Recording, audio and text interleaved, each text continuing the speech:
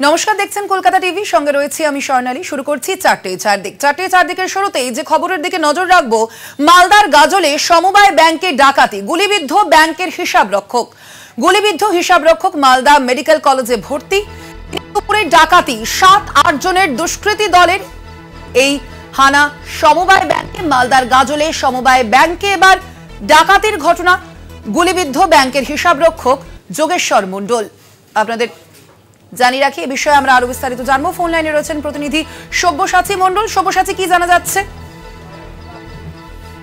দেখো স্বর্ণালী, গাজলের কেষ্টপুর সমবায় সমিতি, সেই সমবায় সমিতিতে দুপুর 2টো থেকে 2:30 নাগাদ যেটা জানা যাচ্ছে ব্যাংক ক্যাশিয়ারের তরফ থেকে, যে সেখানে 7-8 জনের দুষ্কৃতী দল সবাই আগ্নেয়াস্ত্র হাতে সশস্ত্র অবস্থায় ব্যাংকে ঢুকে এবং টাকা ছিনতাইয়ের চেষ্টা করে। সেখানে ক্যাশিয়ার বাধা দিতে গেলে তাকে লক্ষ্য করে গুলি চালানো হয়। তার পেটের বাম দিকে গুলি লেগেছে। তাকে তড়িঘড়ি উদ্ধার করে গাজল স্টেট জেনারেল হাসপাতালে নিয়ে আসা হয়েছিল। সেখানে প্রাথমিক চিকিৎসার পর কিন্তু তাকে চিকিৎসার জন্য পাঠানো হয় মালদা মেডিকেল কলেজ হাসপাতালে। এই ঘটনার পর থেকে কিন্তু রীতিমতো এলাকায় আতঙ্ক, এবং ঘটনার খবর পেয়ে ঘটনাস্থলে পৌঁছেছে পুলিশ। যেদিকে দুষ্কৃতীরা পালিয়েছে সেই দিকে কিন্তু পুলিশ ইতিমধ্যে তাদের পিছু নিয়েছে। এবং যেটা জানা যাচ্ছে যে ব্যাংক ক্যাশিয়ারের তরফ থেকে যে প্রায় 7 থেকে 8 লক্ষ টাকা, এই টাকাটা কিন্তু নিয়ে চম্পট দিয়েছে সেই দুষ্কৃতী দল। এখনো পর্যন্ত কারা এই ঘটনা ঘটালো বা কারা এই ঘটনার সাথে জড়িত তা এখনো জানার চেষ্টা চালাচ্ছে পুলিশ, তদন্ত চালাচ্ছে পুলিশ। কিন্তু পুরো ঘটনা এখনো পর্যন্ত আতঙ্ক রয়েছে এলাকায়, এবং ঘটনা এখন তাদেরকে ধরা গেল কিনা সে বিষয়ে এখনো কিছু জানা যায়নি। সোনালী, ধন্যবাদ তোমায় সব্যসাচী। আমরা কথা বলছিলাম, ফোন লাইনে ছিলেন প্রতিনিধি সব্যসাচী মণ্ডল। মালদার গাজলে সমবায় ব্যাংকে এবার ডাকাতির ঘটনা, গুলিবিদ্ধ ব্যাংকের হিসাবরক্ষক যোগেশ্বর মণ্ডল। গুলিবিদ্ধ হিসাবরক্ষক মালদা মেডিকেল হাসপাতালে ভর্তি রয়েছেন, এবং যেমনটা জানা যাচ্ছে 7 থেকে 8 জনের দুষ্কৃতী দলের এই হানা, এই ডাকাতির ঘটনা, দিনে দুপুরে ডাকাতির ঘটনা মালদার গাজলের এক সমবায় ব্যাংকে। মালদার গাজলের এক সমবায় ব্যাংকে ডাকাতির ঘটনা, এবং যেমনটা জানা যাচ্ছে গুলিবিদ্ধ ব্যাংকের হিসাবরক্ষক যোগেশ্বর মণ্ডল। আপনাদের জানিয়ে রাখি, 7 থেকে 8 জনের দুষ্কৃতী দলের এই ডাকাতি, একেবারে দিনে দুপুরে এই ডাকাতির ঘটনা মালদার গাজলে। এই ঘটনায় গুলিবিদ্ধ হয়েছেন হিসাবরক্ষক যোগেশ্বর মণ্ডল।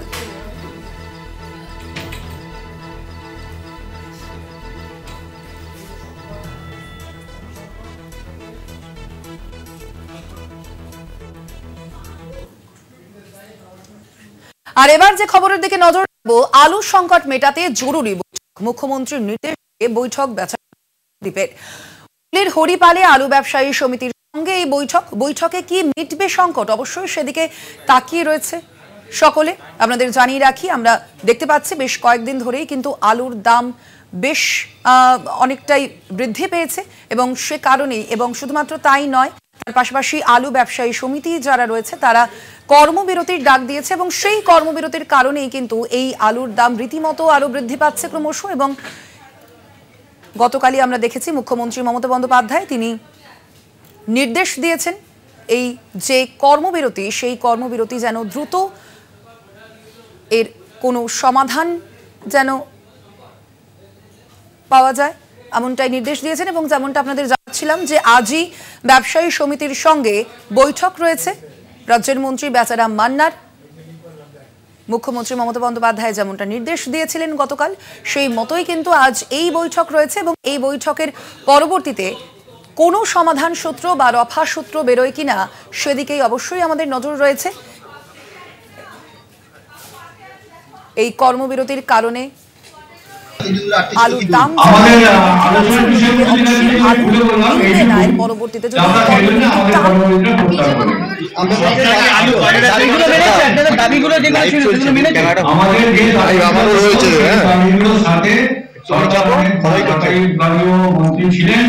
ওনার সাথে বিবেচনা করবেন, আমরা খুশি।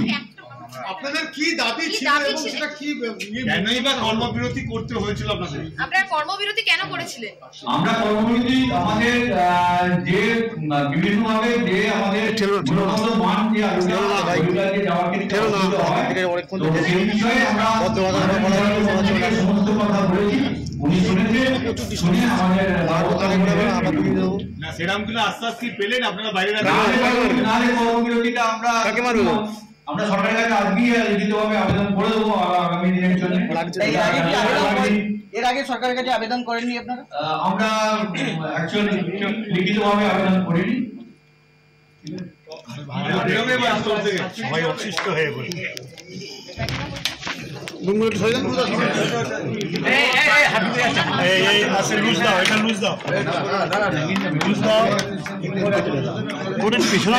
আমাদের ভাই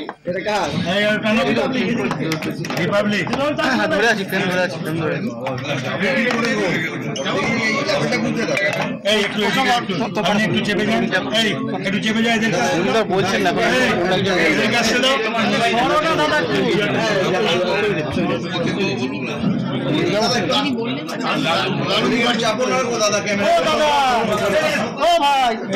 এদিকে চলে আসো, এদিকে এদিকে চলে আসো। না না এবার আমাদের স্টোর অ্যাসোসিয়েশন বলুন।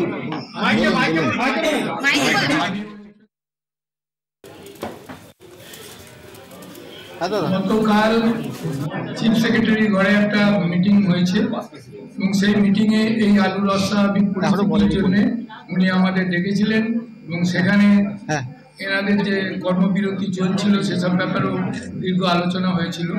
কিন্তু সেখান থেকেই আমরা আমাদের স্টোর তরফ থেকে যতটুকু যেভাবে সাহায্য করা যায় সেটা নিয়েও আলোচনা হয়েছে।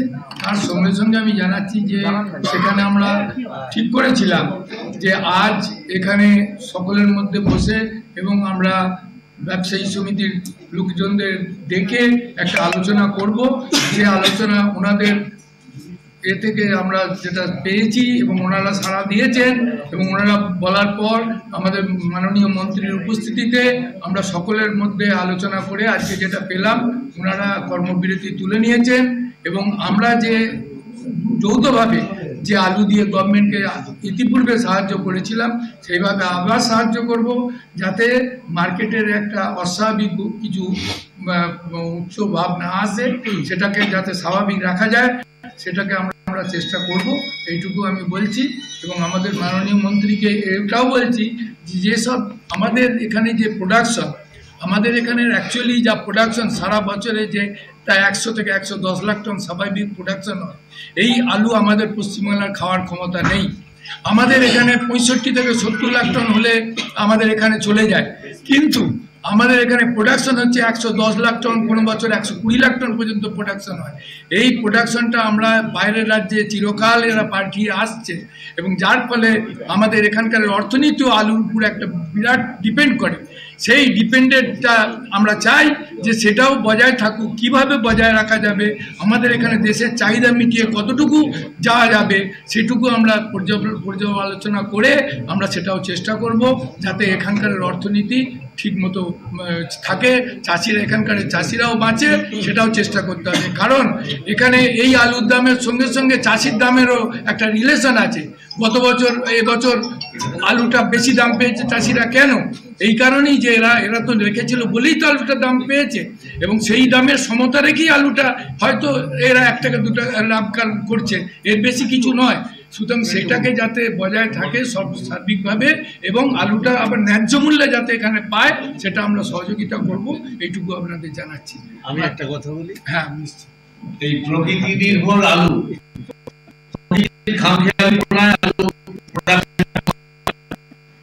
ফলে আমরা আজকে সাফার হচ্ছি।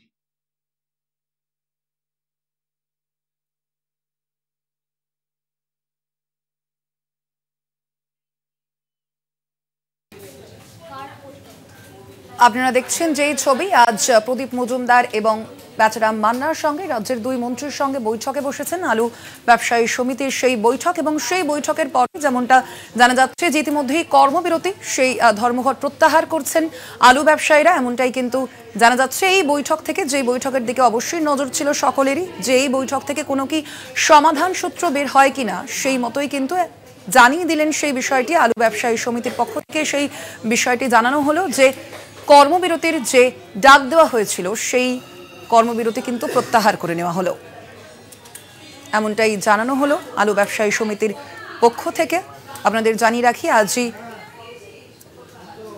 রাজ্যের কৃষি বিপণন মন্ত্রী বেচারাম মান্না এবং পঞ্চায়েত মন্ত্রী প্রদীপ মজুমদারের সঙ্গে এই বৈঠক করেন আলু ব্যবসায়ী সমিতি এবং সেইখান থেকেই যেমনটা জানা যাচ্ছে যে আলু ব্যবসায়ী সমিতির পক্ষ থেকে যেমনটা জানা যাচ্ছে এ বিষয়ে আরো বিস্তারিত জানবো। ফোন লাইনে রয়েছেন প্রতিনিধি পাপ্পু সাঁতরা। পাপ্পু, কি জানা যাচ্ছে? আদৌ কি কোনো সমাধান সূত্র তবে মিলল? একেবারেই দেখো, যে সমাধান দীর্ঘক্ষণের যে 1 ঘন্টার অধিকের যে বৈঠক, সেই বৈঠক কিন্তু হয় এবং সেই বৈঠক তো কিছুটা সমাধান সূত্র মিলেছে এবং যেখান থেকে তারা জানিয়েছেন যে আগামী দিনের যে কর্মবিরতি, তারা এতদিন ধরে যে কর্মবিরতি চলছিল আলু ব্যবসায়ী সমিতির, সেই কর্মবিরতি তারা তুলে নিলেন এবং সরকারের সাথে বসে এবং আগামী দিনের যে চাহিদা মেটানোর চেষ্টা করবেন বাজারের, এবং বাজারের যে দাম বৃদ্ধিটা সেটাকেও কিন্তু নিয়ন্ত্রণ রাখার চেষ্টা করবেন এবং সরকারের সাথে হাতে হাত মিলিয়ে যেভাবে যত রকমভাবে সহযোগিতা করা সেই সহযোগিতাও তারা করবেন এবং যেভাবে বিভিন্ন জায়গায় যে আলুর দাম একটা চড়া বৃদ্ধি পেয়েছে, মাঝখানে যে কিছু ব্যবসায়ীরা তারা যে মুনাফা বেশি দুটছেন সে কথা কিন্তু এখানে স্পষ্টভাবে তারা স্বীকার করে নিয়েছেন। কিন্তু সেদিকেও কিন্তু যেমন সরকার নজর রাখবেন এবং আলু ব্যবসায়ী সমিতির দিক থেকেও সেদিকে কিন্তু নজর রাখা হবে, যাতে করে সাধারণ মানুষ কম দামে আলু পায়, সেদিকে কিন্তু নজর রাখার জন্যই। ধন্যবাদ তোমায় পাপ্পু। আমরা কথা বলছিলাম, আমাদের সঙ্গে ফোন লাইনে ছিলেন আমাদের প্রতিনিধি পাপ্পু সাঁতরা।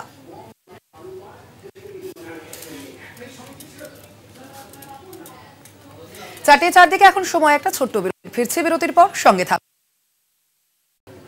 ফিরে এলাম বিরতির পর, দেখছেন চারদিক। আর এই মুহূর্তে যে গুরুত্বপূর্ণ খবরের দিকে নজর রেখেছি আমরা, রাজ্য জুড়ে যে আলু ধর্মঘট, সেই ধর্মঘট কিন্তু এবার প্রত্যাহার করে নিলেন আলু ব্যবসায়ী সমিতি, যারা সোমবার থেকে আমরা দেখেছি সেই ধর্মঘট কিন্তু রাজ্য জুড়ে চলছিল এবং তার জেরে রীতিমতো আলুর দাম বেড়ে গিয়েছিল রাজ্য জুড়ে এবং আলুর যোগানেও ঘাটতি দেখা দিচ্ছিল এবং সেই ধর্মঘট কিন্তু এবার প্রত্যাহার করে নিল আলু ব্যবসায়ী সমিতি। আজই এ বিষয়ে বৈঠক করেন রাজ্যের কৃষি বিপণন মন্ত্রী বেচারাম মান্না এবং সেই বৈঠকে উপস্থিত ছিলেন একই সঙ্গে পঞ্চায়েত মন্ত্রী প্রদীপ মজুমদার এবং সেই বৈঠকে এই সমাধান সূত্র বের হয়।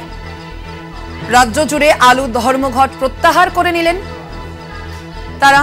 আলু ব্যবসায়ী সমিতি এই ধর্মঘট প্রত্যাহার করলো। প্রগতিশীল আলু ব্যবসায়ী সমিতির আমরা দেখেছি যে এর আগে তারা যেমনটা অভিযোগ করেছিলেন যে ভিন রাজ্যে আলু রপ্তানির ক্ষেত্রে বেশ যথেষ্ট অসুবিধার সম্মুখীন হতে হচ্ছিল তাদের এবং তার পরবর্তীতেই কিন্তু তারা এই ধর্মঘটের ডাক দিয়েছিল এবং সোমবার থেকে সেই ধর্মঘট চলছিল রাজ্য জুড়ে। গতকালই আমরা দেখেছি মুখ্যমন্ত্রী মমতা বন্দ্যোপাধ্যায়ের নির্দেশ ছিল এই যে ধর্মঘট চলছিল তা দ্রুত যেন এর কোনো সমাধান সূত্র বের হয় এবং তারপরে আজ বৈঠক করেন রাজ্যের কৃষি বিপণন মন্ত্রী বেচারাম মান্না এবং সেই বৈঠকে উপস্থিত ছিলেন পঞ্চায়েত মন্ত্রী প্রদীপ মজুমদার এবং তারাই বৈঠক করেন আলু ব্যবসায়ী সমিতির সঙ্গে। সেই বৈঠকেই এবার মিলল রফা সূত্র। রাজ্য জুড়ে আলু ধর্মঘট প্রত্যাহার করে নিল প্রগতিশীল আলু ব্যবসায়ী সমিতি। দুই মন্ত্রীর সঙ্গে আজ বৈঠকের পরেই মিলল রফা সূত্র।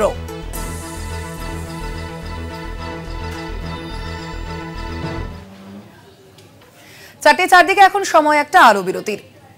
ফিরছি বিরতির পর, সঙ্গে থাকুন। ফিরে এলাম বিরতির পর, দেখছেন চারদিক। আর এই মুহূর্তে যে গুরুত্বপূর্ণ খবরের দিকে আবারও নজর রাখবো আমরা। রাজ্য জুড়ে আলু ধর্মঘট প্রত্যাহার করে নিল ধর্মঘট প্রত্যাহার করলো আলু ব্যবসায়ী সমিতি। রাজ্য জুড়ে আলু ধর্মঘট প্রত্যাহার করে নিল প্রগতিশীল আলু ব্যবসায়ী সমিতি। এ বিষয়ে আমরা আরো বিস্তারিত জানবো। হরিপাল থেকে রয়েছেন সরাসরি আমাদের প্রতিনিধি পাপ্পু সাঁতরা। পাপ্পু, কি জানা যাচ্ছে এই যে বৈঠক ছিল এবং সেই বৈঠকে অবশ্যই মন্ত্রীরা উপস্থিত ছিলেন, সেই বৈঠক থেকে অবশেষে দেখা গেল যে সমাধান সূত্র মিলল, কিন্তু ঠিক কিভাবে এই সমাধান সূত্র মিলল কি জানা যাচ্ছে এখনো পর্যন্ত? দেখো, এখনো পর্যন্ত যে বৈঠক, সেই বৈঠক কিন্তু এখনো চলছে, সম্পূর্ণভাবে কিন্তু তা শেষ হয়নি বলা যেতে পারে, কারণ এখনো পর্যন্ত তারা সাংবাদিকদের মুখোমুখি হয়েছে এবং যে বৈঠকে কিন্তু দীর্ঘ 1 ঘন্টার অধিক বৈঠক হয়েছে।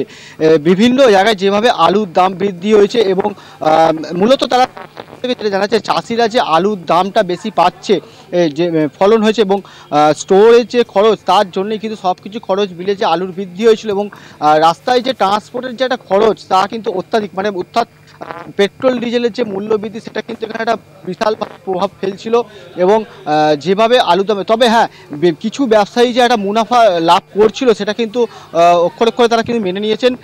তারা কিন্তু এটাও জানিয়েছেন যে যেমন রাজ্য সরকার যেভাবে বাজারে নেবে তারা পরিদর্শন করছেন এবং প্রগতিশীল যে আলু ব্যবসায়ী সমিতি তাদের তরফ থেকেও কিন্তু সম্পূর্ণভাবে এই আলু সরকারকে সহযোগিতা করা হবে এবং বিভিন্নভাবে যেভাবে যেখানে আলু বৃদ্ধি আছে সেখানে দাম নিয়ন্ত্রণ করার চেষ্টা করা হবে, যাতে করে সাধারণ মানুষ সঠিক দাম এবং নিম্নমুখী দামে কিন্তু তারা যাতে আলু তারা পান সে চেষ্টাও করবেন। যেভাবে বেশ কয়েকদিন ধরে কর্মবিরতি চলছিল সারা রাজ্য জুড়ে, আজ কিন্তু এখনই ঘোষণা করলেন যে এই কর্মবিরতি তুলে নেওয়া হলো এবং আগামী কাল থেকে যেভাবে আলু রপ্তানি মানে বাজারে পাঠানো হতো সেইভাবে বাজারে আলু পাঠানো হবে এবং সাধারণ মানুষের কাছে সেই আলু পৌঁছে যাবে। স্বর্ণালী, ধন্যবাদ তোমায় পাপ্পু। আমাদের সঙ্গে সরাসরি ছিলেন হরিপাল থেকে আমাদের প্রতিনিধি পাপ্পু সাঁতরা।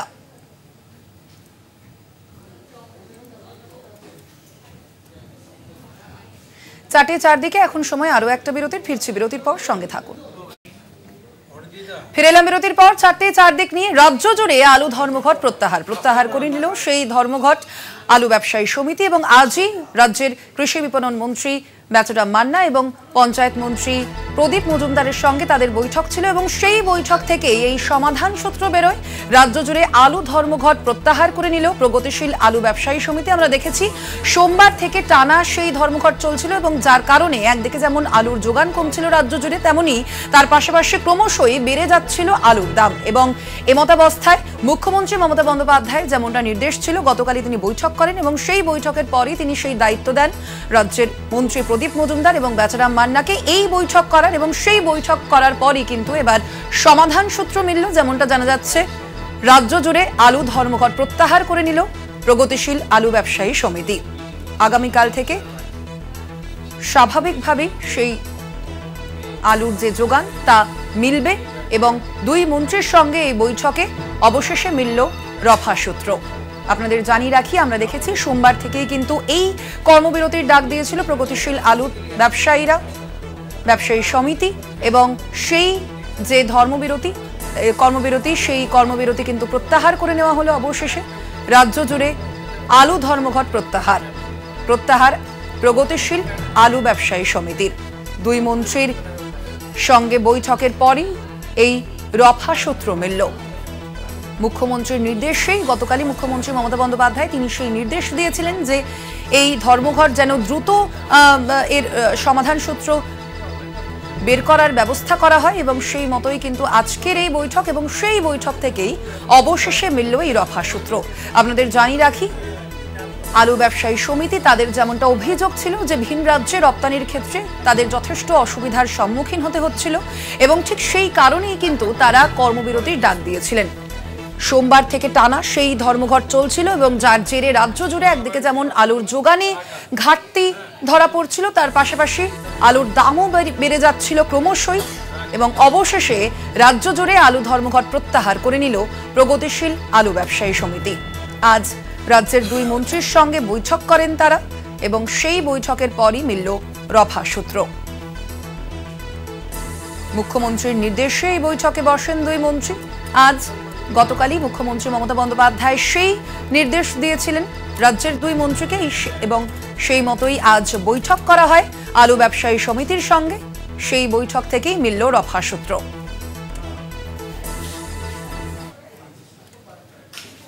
জেলায় জেলায় আলুর হিমঘরে অভিযান, প্রশাসনের নবান্নের নির্দেশের পরেই অভিযান। আলু সংকট মেটাতেই এই নির্দেশ দিয়েছিল নবান্ন। জেলায় জেলায় হিমঘরে অভিযান চালানো হয়। আলুর যে হিমঘর সেখানে অভিযান চালানো হয় প্রশাসনের পক্ষ থেকে। নবান্নের নির্দেশের পরে এই অভিযান এবং আলু সংকট মেটাতেই এই নির্দেশ আজ দেওয়া হয় নবান্নের পক্ষ থেকে। অবশ্যই একদিকে যেমন আপনাদের জানাচ্ছিলাম যে আলুর যে ধর্মঘট সেই ধর্মঘট ইতিমধ্যেই প্রত্যাহার করে নিয়েছে প্রগতিশীল আলু ব্যবসায়ী সমিতি। আজ রাজ্যের দুই মন্ত্রীর সঙ্গে বৈঠক করে তারা এবং সেই বৈঠক থেকে একদিকে যেমন রফা সূত্র মিলেছে, অন্যদিকে আপনাদের যে খবরের কথা আপনাদের জানাচ্ছি, নবান্নের নির্দেশেই কিন্তু বিভিন্ন হিমঘরে হানা দেওয়া হয় এবং আলু সংকট মেটাতেই এই নির্দেশ, নবান্নের পক্ষ থেকে এই নির্দেশ দেওয়া হয়।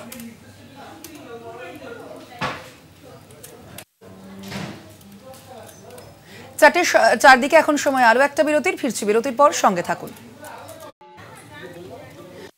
বিরতির পর দেখছেন চারদিক, আবারও নজর রাখবো মালদার দিকে। মালদার গাজলে সমবায় ব্যাংকের ডাকাতি, গুলিবিদ্ধ ব্যাংকের হিসাবরক্ষক, যোগেশ্বর মণ্ডল মালদা মেডিকেল কলেজে ভর্তি রয়েছেন তিনি। দিনে দুপুরে 7-8 জনের দুষ্কৃতী দলের এই ডাকাতি। আপনাদের জানিয়ে রাখি মালদার গাজলের এই ঘটনা। মালদার গাজলে সমবায় ব্যাংকে ডাকাতি, গুলিবিদ্ধ ব্যাংকের হিসাবরক্ষক যোগেশ্বর মণ্ডল।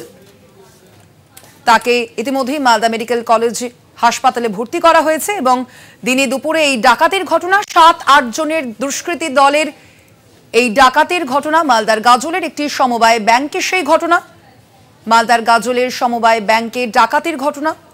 এখনো পর্যন্ত এই ঘটনায় কাউকে গ্রেপ্তার বা আটক করা হয়নি, এমনটাই জানা যাচ্ছে। আপনাদের জানিয়ে রাখি এই ঘটনায় গুলিবিদ্ধ হিসাবরক্ষক যোগেশ্বর মণ্ডল। তাকে ইতিমধ্যেই হাসপাতালে ভর্তি করা হয়েছে। দিনে দুপুরে ডাকাতির ঘটনায় চাঞ্চল্য, ঘটনার সিসিটিভি ফুটেজ আপনারা দেখতে পাচ্ছেন ইতিমধ্যেই।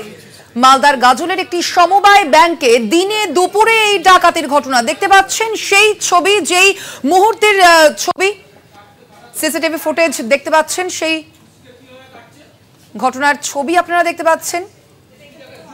অন্যদিকে গাজলে যে সমবায় ব্যাংকে ডাকাতির ঘটনা, সেই ঘটনা ইতিমধ্যেই গুলিবিদ্ধ হয়েছেন সেই ব্যাংকের হিসাবরক্ষক।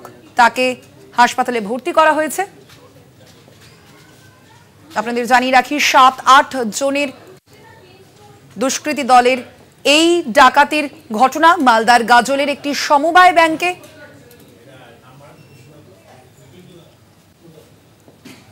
দেখতে পাচ্ছেন আপনারা সেই ঘটনার সিসিটিভি ফুটেজ প্রকাশ্যে এসেছে, সেই ছবি আপনারা দেখতে পাচ্ছেন। একেবারে দোকানের বাইরের যে সিসিটিভি ফুটেজ আপনারা দেখতে পাচ্ছেন, গাড়ি থেকে নামলো প্রায় 7-8 জনের দুষ্কৃতীরা এবং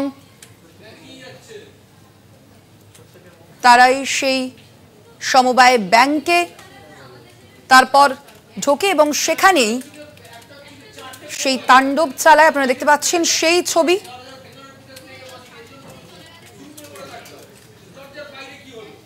দেখতে পাচ্ছেন সেই ছবি, সিসিটিভি ফুটেজ প্রকাশ্যে এবার সেই ঘটনার দেখতে পাচ্ছেন। একেবারে ব্যাংকের ভিতরে ঢুকে যায় সেই 7-8 জন দুষ্কৃতী দল।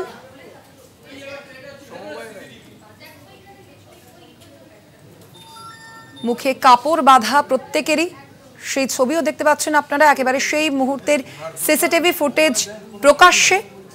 মালদার গাজলে সমবায় ব্যাংকে এবার ডাকাতির ঘটনা দেখতে পাচ্ছেন, সেই মুহূর্তের সিসিটিভি ফুটেজ। একেবারে গাড়ি করে নামে প্রায় 7 থেকে 8 জনের দুষ্কৃতী দল এবং তারপরই তারা সেই সমবায় ব্যাংকে ঢোকে। প্রত্যেকেরই তাদের মুখে কাপড় বাঁধা ছিল। দিনে দুপুরে ডাকাতি, 7-8 জনের দুষ্কৃতী দলের এই মালদার গাজলে সমবায় ব্যাংকে ডাকাতির ঘটনা এবং ঠিক সেই মুহূর্তেরই সিসিটিভি ফুটেজ এবার প্রকাশ্যে। সেই ছবি আপনারা দেখতে পাচ্ছেন।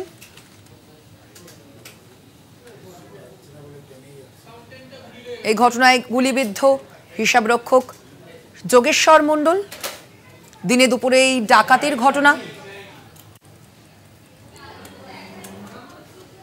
মালদার গাজলে সমবায় ব্যাংকে এই ডাকাতির ঘটনা দেখতে পাচ্ছেন। দুদিকে যে ছবি আপনাদের দেখাচ্ছি, একদিকে গাজলে যে সমবায় ব্যাংকে ডাকাতির ঘটনা, সেই ঘটনায় গুলিবিদ্ধ হয়েছেন হিসাবরক্ষক। তাকে ইতিমধ্যেই হাসপাতালে ভর্তি করা হয়েছে, তিনি চিকিৎসাধীন রয়েছেন।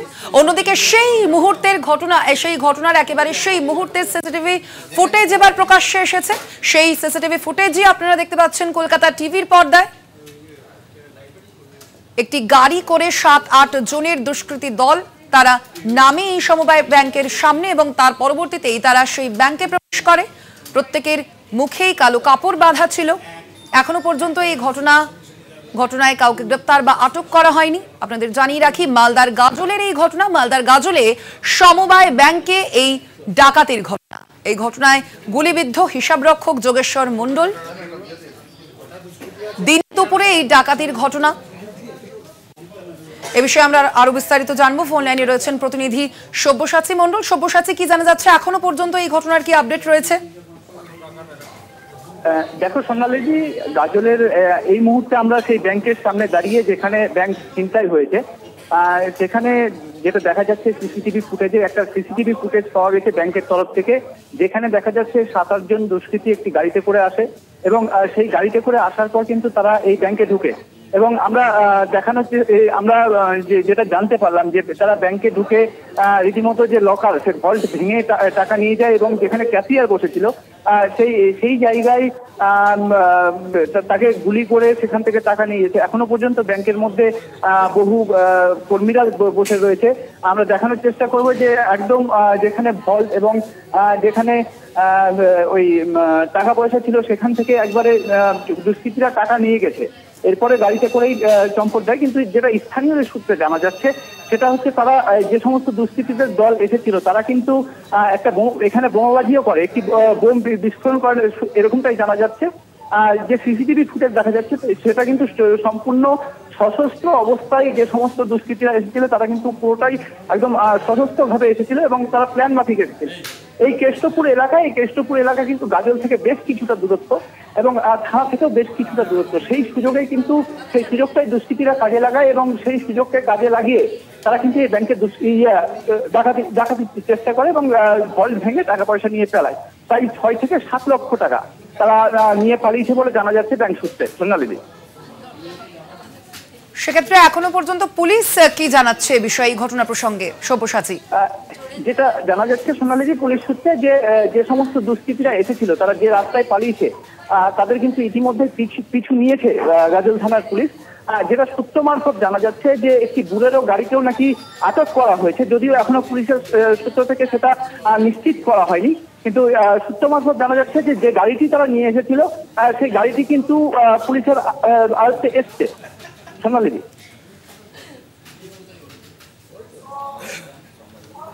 সব্যসাচী, এই দুষ্কৃতী দল কি রাজ্যের নাকি বহিরাগত, সে প্রসঙ্গে এখনো পর্যন্ত কি পুলিশ কিছু বলেছে? না সোনালী, পুলিশের তরফ থেকে এখনো পর্যন্ত সেরকম কিছুই জানা যায়নি। এই যে ডাকাত দল, তারা কি আন্তঃরাজ্য নাকি আন্তঃজেলা নাকি তারা কোথা থেকে এসেছে তা এখনো পর্যন্ত সন্ধান চালাচ্ছে পুলিশ। এখনো পর্যন্ত সেই সন্ধান পাওয়া যায়নি। পুলিশ সেই সন্ধানে কিন্তু তল্লাশি চালাচ্ছে।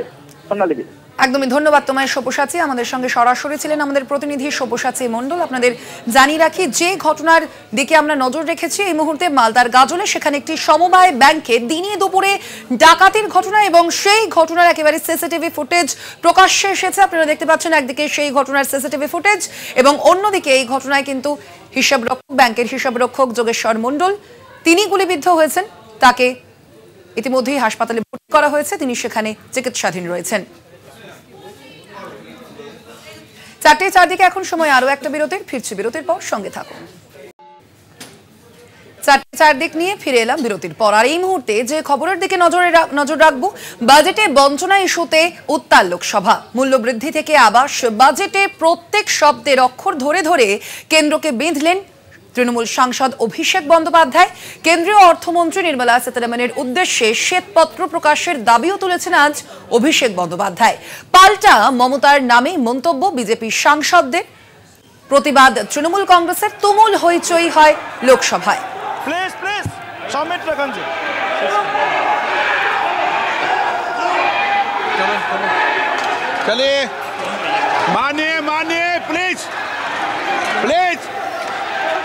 Soumitra Khan ji, please go to your seat, please. There, please. Soumitra Khan ji, please. Soumitra Khan ji, please. Soumitra Khan ji. Soumitra Khan ji,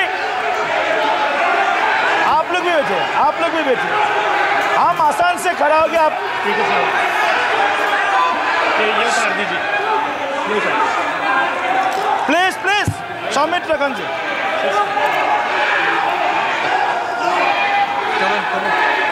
चलिए, मानिए, प्लीज।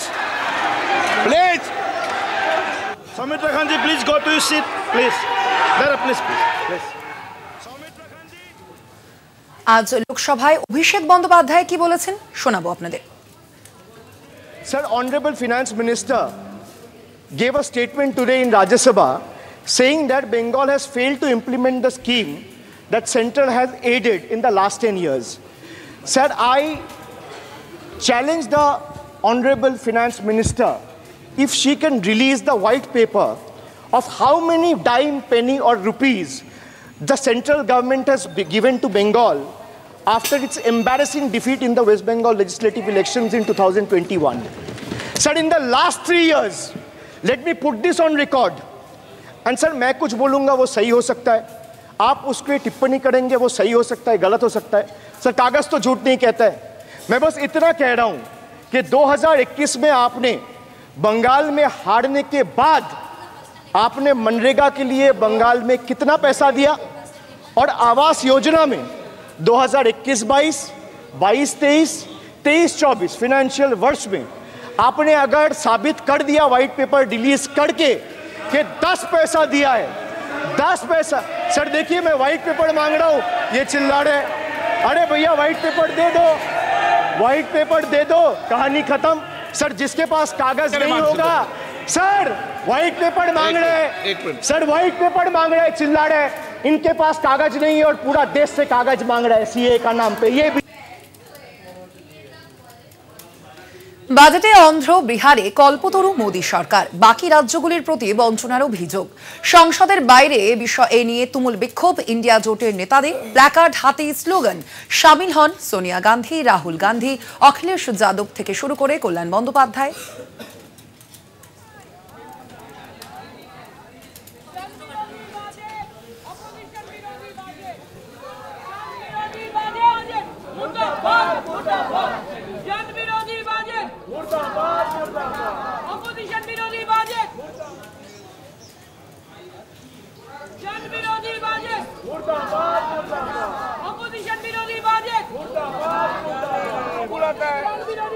जब आप लोग लेंगे तो हम लोग क्यों आएंगे?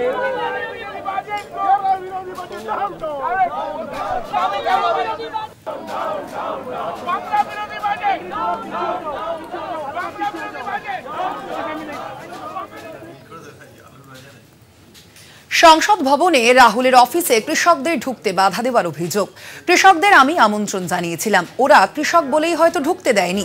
কি কারণে বাধা, প্রধানমন্ত্রীকে প্রশ্ন করুন, এমনই মন্তব্য করেছেন আজ লোকসভার বিরোধী দলনেতা রাহুল গান্ধী। কি বলেছেন তিনি শোনাবো। रीजन बता रहे हैं, क्या वजह किसान जैसे लोग वजह आपको बताई गई? ये आप प्राइम मिनिस्टर से पूछिए, तो दे नॉट अलाइंग देम इन। कहा जा रहा है राहुल जी, आप नेता विपक्ष और आप किसान नेताओं से मिलना चाहते हैं, क्या कहा जा रहा है, क्यों नहीं आने दिया जा रहा किसान? कोई कारण तो उनको पूछना पड़ेगा। हमने यहाँ इनवाइट किया था अपने ऑफिस में मिलने के लिए, तो यहाँ कहा गया है कि उनको अंदर नहीं आने देंगे, शायद क्योंकि वो किसान है इसलिए यहाँ अंदर अलाउ नहीं कर रहे हैं। এ বিষয়ে আমরা কথা বলেছিলাম ফোন লাইনে বিজেপি নেতা রাহুল সিনহার সঙ্গে। তার কি প্রতিক্রিয়া শুনুন।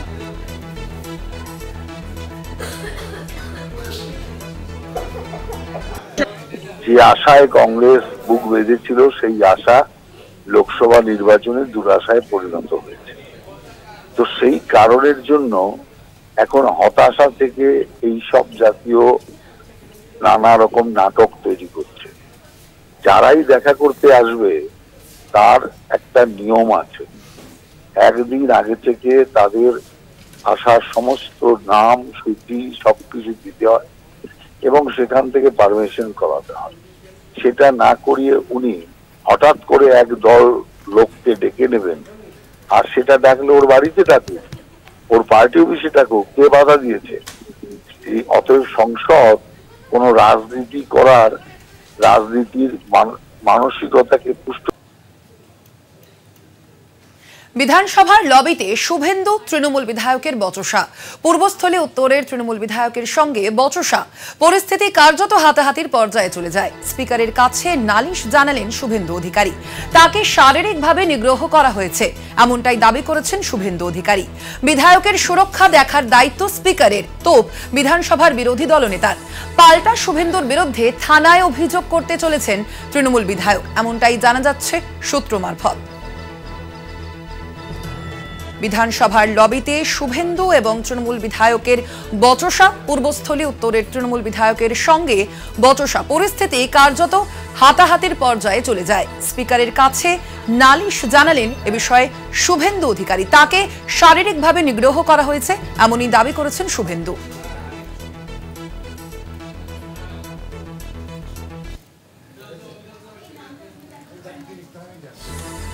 ঠিক এই বিষয়ে বিরোধী দলনেতা শুভেন্দু অধিকারী এবং পূর্বস্থলীর তৃণমূল বিধায়ক তারা কি বলেছেন পরপর শোনাবো আপনাদের। বিধানসভার লবিতে আমি যখন বেরোচ্ছিলাম, পূর্বস্থলীর এমএলএ তপন চ্যাটার্জি আমাকে ফিজিক্যালি অ্যাসল্ট করতে চায়। আপনারা জানেন বিজেপি এমএলএরা সেন্ট্রাল ফোর্স পায়, সেন্ট্রাল ফোর্সকে বাইরে রাখার অর্ডার আছে। আমি স্পিকার বিমান ব্যানার্জিকে বলছি, লিখে পাঠাচ্ছি এক্ষুনি, যে এই গেটের ভিতরে শুধু আমি নয়, আমার কোনো বিজেপি এমএলএ যদি তার নিরাপত্তা, তার শারীরিকভাবে কোনো ক্ষতি হয়, তার ঘাড়ে, বিমান ব্যানার্জির ঘাড়ে দায়িত্ব যাবে। তপন চ্যাটার্জির সাহস হয় কি করে? বিশাল লামা, নীলাদ্রি দানা, একাধিক বিধায়ক সাক্ষী, সাংবাদিকরা সাক্ষী। তিনি বিরোধী দলনেতাকে কার্যত ফিজিক্যালি টর্চার করার জন্য সেকেন্ড টাইম এগোলেন। একবার হাউসের ভিতর করেছেন, আজকে লবিতে করলেন।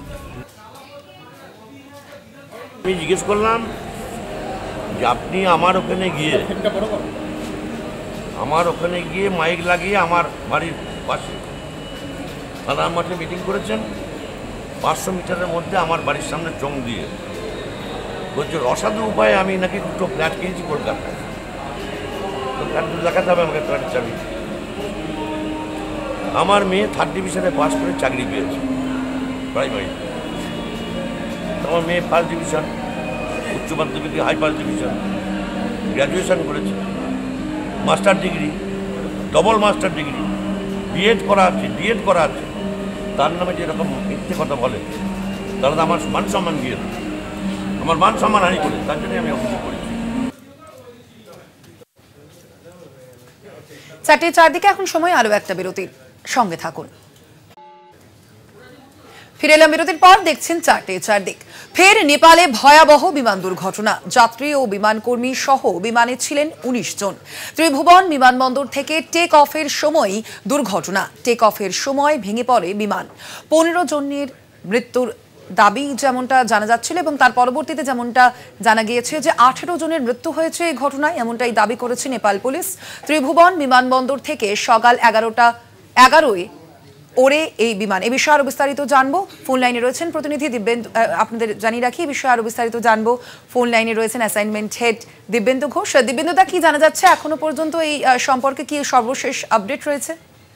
না দেখো, সর্বশেষ আপডেট বলতে যে 18 জন মারা গেছেন এটা কনফার্ম। তার মধ্যে সহকারী চালক আছেন এবং যে চালক তিনি চালাচ্ছিলেন এই মনীষ রত্ন সাক্ষ্য, তিনি এখনো বেঁচে আছেন। স্থানীয় হাসপাতালে তার চিকিৎসা চলছে, কিন্তু তার মাথায় গুরুতর চোট আছে, অর্থাৎ আশঙ্কাজনক। এটা যে ত্রিভুবন বিমানবন্দর কর্তৃপক্ষ এবং নেপালের যে অসামরিক বিমান পরিবহন মন্ত্রক, তাদের কিন্তু তারা বিবৃতি দিয়ে জানিয়েছে। এবং প্রাথমিক যে অনুমান, প্রাথমিক যে তদন্ত, তাতে কিন্তু এটা খুব পরিষ্কার যে যান্ত্রিক ত্রুটির কারণেই কিন্তু বিমানটি দুর্ঘটনার মুখে পড়ে এবং ত্রিভুবন আন্তর্জাতিক বিমানবন্দর থেকে ওড়ার 2 মিনিটের মধ্যেই কিন্তু সেটি ভেঙে পড়ে। এবং যে ছবি আমরা দেখতে পেয়েছি যে কিভাবে বিমানটা কাত হয়ে গেল এবং সঙ্গে সঙ্গে সেটা মাটিতে আশ্রয় পড়লো এবং আগুন ধরে গেল, দাউ দাউ করে সেখানে আগুন জ্বললো। তার মধ্যে 18 জনের দেহ উদ্ধার হয়েছে, তার মধ্যে সহকারী চালক পর্যন্ত আছেন। এবং এই যে বিমান, অর্থাৎ সৌর্য এয়ারলাইন্সের যে বিমান, সেই বিমানটি অত্যন্ত পুরনো এবং 2003 সালের যে মডেল, অর্থাৎ পুরনো মডেল, সেই মডেলে এখনো বিমান চলছে কেন যাত্রী পরিবহন হয়। এবং এই যে 19 জন ছিল, অর্থাৎ চালক, সহকারী চালক এবং বাকি 17 জন কিন্তু এই সৌর্য এয়ারলাইন্সের টেকনিক্যাল স্টাফ। তাদের মধ্যে সবাই 16 জনই নেপালের বাসিন্দা, একজন ইয়েমেনের বাসিন্দা, তারা সবাই মারা গিয়েছেন। এবং সব থেকে গুরুত্বপূর্ণ যে বিষয়, যেটা কিন্তু প্রশ্নটা উঠছে, এর আগে গত 3 দশকে নেপালে অন্তত 27টি বিমান দুর্ঘটনা হয়েছে এবং তাতে কিন্তু একাধিক মানুষের মৃত্যু হয়েছে। গত 2023-এর যে জানুয়ারিতে ভয়াবহ বিমান দুর্ঘটনা, সেখানে অন্তত 67 জন মারা গিয়েছিলেন, তার মধ্যে 5 জন ভারতীয় ছিলেন। তার আগে 2022 ডিসেম্বরে তারা এয়ারলাইন্সের একটি বিমান দুর্ঘটনার মধ্যে পড়ে, সেখানে 10 জন মারা গিয়েছিলেন। এর আগে একাধিক বিমান দুর্ঘটনার মধ্যে পড়তে হয়েছে এবং গুরুত্বপূর্ণ যে বিষয়, এই যে সৌর্য এয়ারলাইন্সের যে বিমান, অধিকাংশ বিমান কিন্তু আধুনিক নয়, তাদের যে ট্র্যাকার সিস্টেম, সেই ট্র্যাকার সিস্টেম পর্যন্ত নেই। এই পুরনো বিমানগুলো কেন চালানো হচ্ছে, সেই বিমানগুলো কেন আকাশে উঠছে এবং এই ধরনের বিমানগুলো কিন্তু বিপদ ডেকে আনছে। একদমই ধন্যবাদ তোমায়। আমরা কথা বলছিলাম, ফোন লাইনে ছিলেন অ্যাসাইনমেন্ট হেড দিব্যেন্দু ঘোষ। নেপালে বিমান দুর্ঘটনা, 3 দশকে নেপালে 27 বার বিমান দুর্ঘটনা। 24 জুলাই 2024 বিমান ভেঙে মৃত 18। মে 2022 তারা এয়ারলাইন্সের বিমান ভেঙে মৃত 22। 2018 বিমান ভেঙে 49 জনের মৃত্যু। 2011 বিমান দুর্ঘটনায় 19 জনের মৃত্যু। আপনাদের জানিয়ে রাখি, বারংবার নেপালে বিমান দুর্ঘটনার যে ঘটনা হয়েছে আমরা দেখেছি। নেপালে বিমান দুর্ঘটনা, 3 দশকে নেপালে 27 বার বিমান দুর্ঘটনা। 24 জুলাই 2024 বিমান ভেঙে মৃত 18। অন্যদিকে মে 2022 তারা এয়ারলাইন্সের বিমান ভেঙে মৃত্যু হয়েছিল 22 জনের। 2018 সালে বিমান ভেঙে 49 জনের মৃত্যু হয়েছিল এবং 2011-তে বিমান দুর্ঘটনায় 19 জনের মৃত্যু হয়েছিল। আজ 4টে 4 দিক এ পর্যন্তই। দেখতে থাকুন কলকাতা টিভি, রাত দিন 7 দিন।